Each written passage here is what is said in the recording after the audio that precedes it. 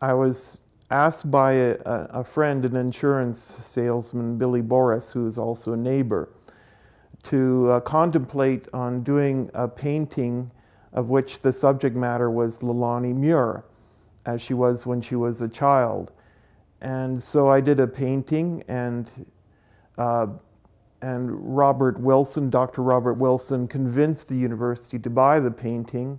Through that process, I managed to slip into the eugenics research. I believe my art is important to this project because it conveys or gives an insight as to what it feels like to be a person with this invisible disability, because people with this kind of disability have genuine feelings, and feelings that are legitimate as they are with anybody else who suffers adversity. So my symbolism pertains to the feeling of marginalization and alienation that many of these kids feel in their environment, bullied by teachers, bullied by others. Some of it is autobiographical, like the Drain Brain painting. Ironically, people, knowing that I have a degree, thought that I could sail through the most menial jobs. Actually, it was just the opposite. Like, I was in a newspaper thing as a layout artist, and I would always get format sizes confused because I get sequences confused. Similarly, as a security guard, I get things confused, like addresses.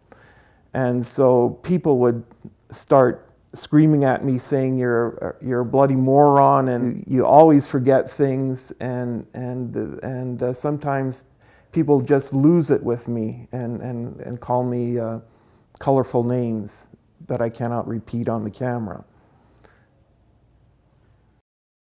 Everyone thinking that I was mentally deficient, this was of course in primary school, had a special fielder position for me, and so they would have me go through a hole in the fence, a square hole in the fence, and I would stand on the road. And so I would spend hundreds of hours watching the other kids play while on this special fielder position. Ironically, it occurred to me while watching them hour after hour interact with each other that they were as fallible as I was. So there was the irony, and that is why many of the courses I took were social sciences in university, because I learned so much just by observing other people. I think my art helps people have this insight that yes, people with a cognitive disability are viable, functioning human beings. The very fact that my art is conceptual art and uses a lot of symbolism speaks to the fact that I can do very sophisticated things. It reaches people on an emotional basis using color, form, imagery. I think I have the best of two worlds. I can speak with them without lecturing at them through my visual imagery.